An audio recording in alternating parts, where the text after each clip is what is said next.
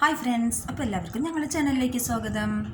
അപ്പോൾ ഞാൻ ഒരു യാത്രാ വിവരനായിട്ടാണ് വന്നിരിക്കുന്നത് കേട്ടോ. ഇപ്പോൾ അടുത്ത് ഞങ്ങൾ ഹൈദരാബാദ് പോവുകയുണ്ടായി. ടൂർ പോകാൻ ഇഷ്ടപ്പെടാത്ത ആരും ഉണ്ടാവില്ലല്ലോ അല്ലേ? അപ്പം യാത്ര എന്ന് പറഞ്ഞാൽ മാനസിക ഉന്മേഷം മാത്രമല്ല കേട്ടോ, അത് നമുക്ക് പലതും അറിയാൻ പറ്റും. അതുകൊണ്ട് നമുക്കറിയാം ഒരു യാത്ര കൊണ്ട് അത് എന്തൊക്കെ നമുക്കറിയാം. എനിക്ക് എൻ്റെ അനുഭവത്തിൽ നിന്ന് അല്ല, ഞാൻ ഫ്ലൈറ്റ് പോകണം എന്ന ഒരു ആഗ്രഹം ഉണ്ടായിരുന്നു, അത് തീർന്നു. അപ്പോൾ ഫ്ലൈറ്റ് കയറി. ഫ്ലൈറ്റ് എനിക്കിഷ്ടപ്പെട്ടു എന്ന് ചോദിച്ചു കഴിഞ്ഞാൽ നമുക്ക് പെട്ടെന്നൊക്കെ എത്തിച്ചേരണം എന്നുണ്ടെങ്കിൽ സൗകര്യം തന്നെയാണ്. പക്ഷേ അതിൽ കയറി കഴിഞ്ഞപ്പോൾ ശരിക്കും നമുക്കറിയാം, ഒരു ട്രെയിനിൽ പോകുമ്പോൾ നമുക്കത് അങ്ങോട്ടും ഇങ്ങോട്ട് സംസാരിക്കാൻ പറ്റും, തമാശ പറയാൻ പറ്റും, ഇങ്ങനെയൊക്കെ പറ്റും അല്ലേ. പക്ഷേ സൈലൻ്റായി ഇങ്ങനെ ഇരിക്കുന്ന പോലെ തോന്നിയത്, പെട്ടെന്ന് എത്തും ചെയ്തു. അപ്പോൾ ഫ്ലൈറ്റ് യാത്രയേക്കാളും എനിക്കിഷ്ടം ട്രെയിൻ തന്നെയാണ്. പിന്നെ മാനസിക ഉന്മേഷം എന്നതിലുപരി ഒരു യാത്ര കൊണ്ട് എനിക്ക് പറയാനുള്ളത്, ഇതിനേക്കാളും കൂടുതൽ നമ്മൾ എവിടെ പോകുന്നു ആ സ്ഥലത്തെ പറ്റി, ആ സ്റ്റേറ്റിനെ പറ്റി അല്ലെങ്കിൽ കൺട്രിയെ പറ്റിയിട്ട് നമുക്ക് അവിടുത്തെ ഭക്ഷണ രീതി അല്ലെങ്കിൽ വസ്ത്ര രീതി ഇതൊക്കെ മനസ്സിലാക്കാൻ പറ്റും. ശരിക്കും സത്യം പറഞ്ഞാൽ അതാണ് ഏറ്റവും കൂടുതൽ. ഭക്ഷണം നമുക്കറിയാം, ഭക്ഷണം ഇല്ലാതെ നമുക്ക് ജീവിക്കാൻ പറ്റില്ല. നമുക്കിഷ്ടപ്പെട്ട ഭക്ഷണം എല്ലാദിക്കിലും പോയാൽ കിട്ടിക്കൊള്ളണമെന്നില്ല. ഓരോ സ്ഥലത്തും അതിൻ്റേതായ രീതിയിലുള്ള ഭക്ഷണങ്ങളായിരിക്കും ഉണ്ടായിരിക്കുക അല്ലേ. അതുതന്നെയാണ് ഹൈദരാബാദിലും. ഹൈദരാബാദി ബിരിയാണി കേട്ടിട്ടുണ്ടാവില്ലേ, വളരെ ഫേമസ് ആണ്. അല്ലാതെ അവിടെ നോൺ കിട്ടിയ ആൾക്കാർക്കൊക്കെ ഭക്ഷണം ഇഷ്ടപ്പെട്ടു എന്നാണ് പറഞ്ഞത്. പക്ഷേ ഞാൻ വെജ് ആയതുകൊണ്ട് ഞാനും എൻ്റെ ഫാമിലിയും വെജാണ് കഴിച്ചത്. അപ്പം വെജിറ്റേറിയൻ ഭക്ഷണം അത്ര പോരാന്നാണ് എനിക്ക് തോന്നിയിട്ടുള്ളത് കേട്ടോ. ശരിക്കും നമ്മുടെ അടുത്ത് മസാലക്കറിയൊക്കെ ചെയ്യുമ്പം നല്ല രസം ഉണ്ടാവേ. അവിടെ മസാലക്കറി വരുമ്പോൾ തന്നെ എന്തോ ഭക്ഷണമൊന്നും എനിക്കത്ര വലിയ ഇഷ്ടപ്പെട്ടില്ല. അപ്പോൾ അതേപോലെ രാവിലെ ആണെങ്കിൽ ഇഡ്ഡലി നമ്മുടെ ഇഡ്ഡലി എന്നൊക്കെ പറഞ്ഞു കഴിഞ്ഞാൽ വളരെ നല്ല ഇഡ്ഡലിയാണ്, എനിക്കതൊന്നും വലിയ ഇഷ്ടപ്പെട്ടില്ല. പക്ഷെ നോൺ കഴിച്ചവരൊന്നും വലിയ കുഴപ്പമില്ല എന്നാണ് പറഞ്ഞത്. അപ്പോൾ നമുക്കിപ്പോൾ ഭക്ഷണം ഇവിടുന്ന് കൊണ്ടുപോകാനൊന്നും പറ്റില്ലല്ലോ. അപ്പോൾ നമ്മൾ കുറേ യാത്ര ചെയ്തവരൊക്കെ ആണെങ്കിൽ അവരതിനോട് ഇണങ്ങി ചേർന്നിട്ടുണ്ടാവും. അവർക്ക് എവിടെ പോയി കഴിഞ്ഞാൽ ആ ഭക്ഷണമായിട്ട്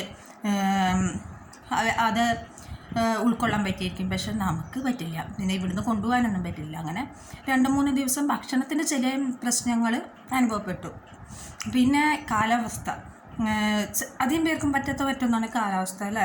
പിന്നെ കാലാവസ്ഥ അവിടുത്തെ പറ്റിയെന്ന് ചോദിച്ചാൽ എനിക്ക് വലിയ കുഴപ്പമൊന്നും തോന്നിയില്ല.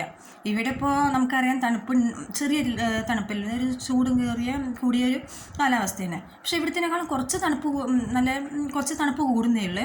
പക്ഷേ അത്ര വലിയ തണുപ്പൊന്നും എനിക്ക് തോന്നിയില്ല. പക്ഷേ നല്ല കാലാവസ്ഥ തന്നെയായിരുന്നു. ഇങ്ങനെ ഒരുപാട് സ്ഥലങ്ങൾ കാണാൻ പറ്റിയിട്ടോ. എനിക്കതിൽ ഏറ്റവും ഇഷ്ടപ്പെട്ടത് ഫിലിം സിറ്റി തന്നെയാണ്, രാമോജി ഫിലിം സിറ്റി.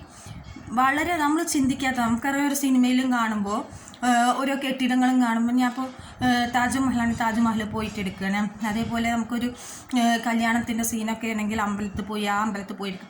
ഇതൊന്നല്ല, ആ ഫിലിം സിറ്റിയുടെ ഉള്ളിൽ അല്ലാണ്ട്. അപ്പോൾ ഇതെല്ലാം കണ്ട് നമുക്കറിയാം ഉദയപുരം സുൽത്താൻ, ഇതേപോലെ ദൃശ്യം, ഇതേ സിനിമകളെല്ലാം ചിത്രീകരിച്ച സ്ഥലങ്ങൾ ഞങ്ങൾ കാണുകയുണ്ടായി.